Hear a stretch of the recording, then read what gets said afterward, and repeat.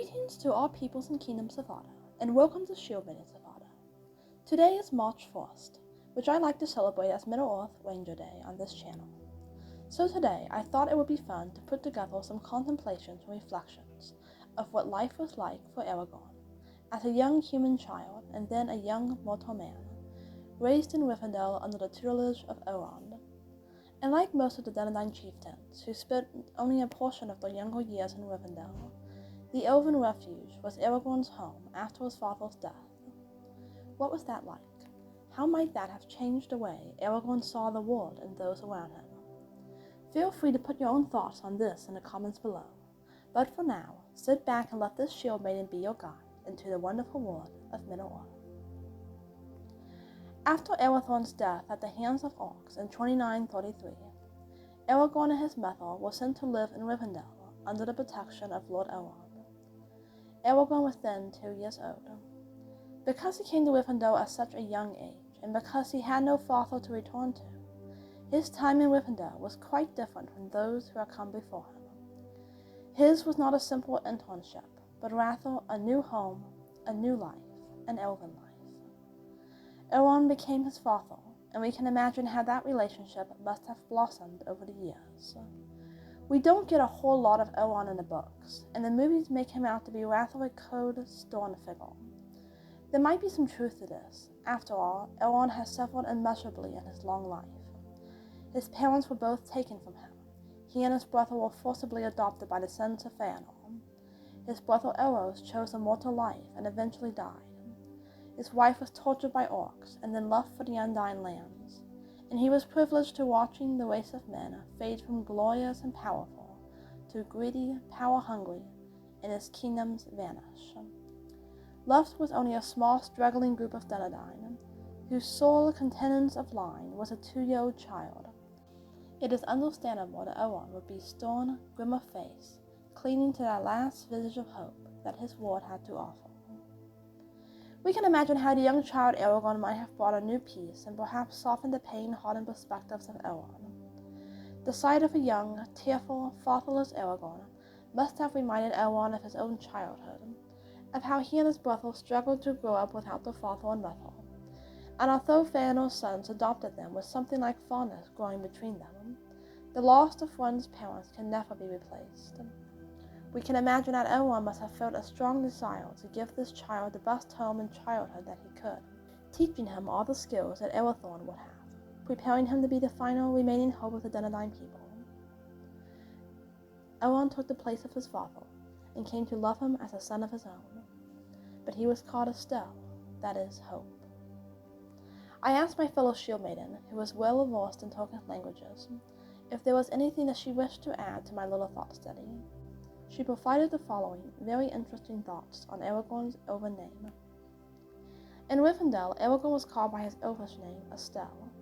This word is one of the Sindarin words that has this meaning, but the translation of Estelle is closer akin to trust, a looking into the heavens with hope and determination, as opposed to the word Emdir, which more resembles faith and a reliance on logic and reason. This seemingly small difference is significant when one recalls the life of difficulty which Elrond knew the heir of Isildur would live, and the necessity of determination and a belief in the supernatural, beyond all human reason, without which he would not be able to cling to hope. What did Aragorn learn in Rivendell? From what we see of him in the books, he seems to be very well taught in the ancient tales and histories of Arda. Elrond, as a lore-master, certainly would have made sure that he was steeped in this knowledge. It is also certain that Aragorn was taught many of the languages of Arda.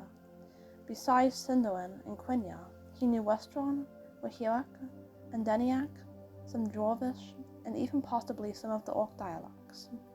Since he traveled in the eastern regions of Middle-earth as well, it is possible that he picked up on some Haradrim.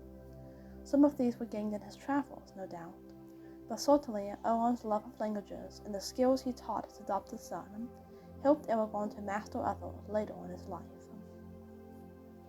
Beside language and history, we can also be certain that Aragorn was taught skills of survival. The elves were expert archers. Certainly Aragorn was taught to use the bow. He would also have been trained in other forms of fighting, sword, possibly hand-to-hand. perhaps even unique and unusual methods, such as spear and axe. Elrond, with all his wisdom and insight, would have been aware that the boy he was raising in his home was more than a mere angel. There was a destiny for Aragorn that demanded that he go beyond any of his forefathers. Elrond would have seen this and striven to prepare Aragorn the best he could for that. Elrond's two sons, Eladon and Elohir, would have had a hand in teaching and training Aragorn as well. Many theories and fan fiction depict Elrond's sons at this point in their lives as bitter, angry, and dangerously depressed. It would be understandable given the violence enacted by the orcs upon their mother and her subsequent departure for the Undying Lands. It is interesting to imagine how Aragorn's inclusion into Rivendell's life would have affected them. Possibly it was a time of healing for them, being given the responsibility to care for and help to raise an innocent, fragile human child. It gave them purpose. It showed them the joy and life still left for them in the world. It helped them to look beyond their grief and see where the word of order still needed them. Aragorn, Elohir, and Eladon would have been his closest brothers, and we can see the depth of the relationship when the elven brothers came to see Aragorn, along with other rangers of the Dunedain, to give him advice and accompany him on the passage through the path of the dead. Aragorn calls them kin, and although he speaks to Halbrand when he says that of his coming, of all joys, this is the least expected, and how his thoughts often turned to him, we can be assured that joy was no less when Eladon and Elohir greeted him. As once Aragorn had brought them joy and hope and strength, so they did now as Aragorn will be entering trials and dangers unheard of. Tolkien's writings say little of Aragorn's mother and what life might have been like for her living in an elven realm. Most likely it would have been more difficult for Gilwain than Aragorn. Aragorn was a child easily impressionable, learning to adjust and find himself at home in a new place as most young children do.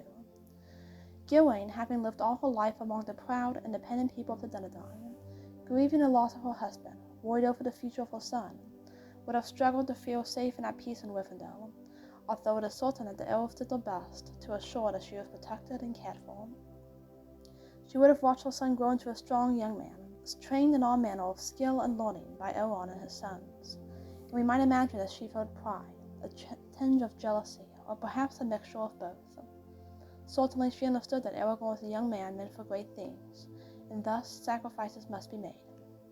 Aragorn must embrace his destiny and all that entailed, even if that meant that his childhood was spent hidden in an elven refuge, and his constant companions would be those who knew best how to shape that childhood. Rivendell was a haven, known for its beauty and peace and healing. It is a comforting thought that as Aragorn had to face so much danger and sorrow throughout much of his life, he at least enjoyed a secure, and we might dare to say happy childhood. With Elrond as his father, growing more and more to love him as a true son, with Eladon and Elohir beside him as brothers, to help him and train him and enable him to grow into the man of destiny that he was born to be, with his mother always there to give her own love and support. There was little doubt that Aragorn's later life and strong willpower to persevere in even the darkest hour was shaped by his childhood in the House of Elrond. Aragorn saw the world through elven eyes, that is, he saw the world as a whole, as a place where destinies and people came together to find fulfillment in each other. Elrond sought to guide his adopted son to become the king that he would need to be one day, and he did well, for Aragorn became a true hope for all peoples, of all lands, rising above the sorrows and darkness of his age, to bring light and victory to the peoples of Arda. Would Aragorn have become all of this had he stayed in the village of his forefathers and grown up among the Dunedain? I would venture to say not. Certainly, he would have been a great man, willing to fight and protect his people and the virtues that lay embedded in the hearts of his fathers. But it is likely that he would have stayed there, in his village. Growing up among the elves, he was granted the elven perspective of seeing the world as a universe, of understanding that he was meant for something much larger than the confines of his own village. The human race of Middle-earth were earthly people, proud, stubborn, glorious in their own right, but still they were earthly people. They had not lived for ages of Arda, and were not created to continue living ages more. Middle-earth was their home, but only the portion that they knew and they resided in. There were some who saw beyond, those who had the blood of Númenor in their veins, but those were rare. It took elven eyes and an elven heart to see and understand and seek out more. Aragorn was gifted that in his time at Rivendell. And we can hope to say that Elrond and his sons were gifted something as well, healing and hope. Hope that the world is not all darkness, healing from the wounds of pain and sorrow that had plagued the long existence. Still, hope was among them, and it seemed he lived up truly to that name, for hope was always on his lips and ever in his heart.